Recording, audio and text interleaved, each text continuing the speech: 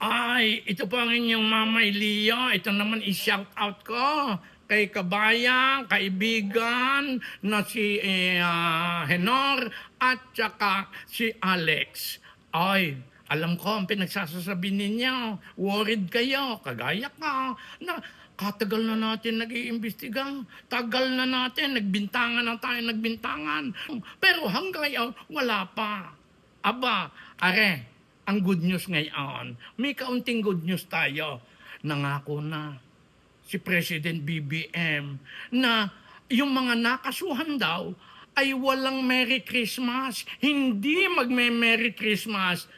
Imbes ay maghihimas rehas bago magpasko. Ayan ang pangako ni BBM. Kanya yun ang bantayan natin. Hindi na tayo magsasalita. Makikinig lang tayo. Manunood kung anong mangyayari. Kanya, again, mulat at saka ang pandinig.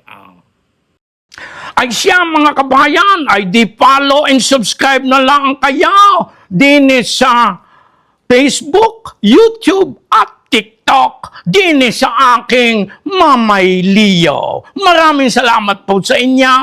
Yun. Oh.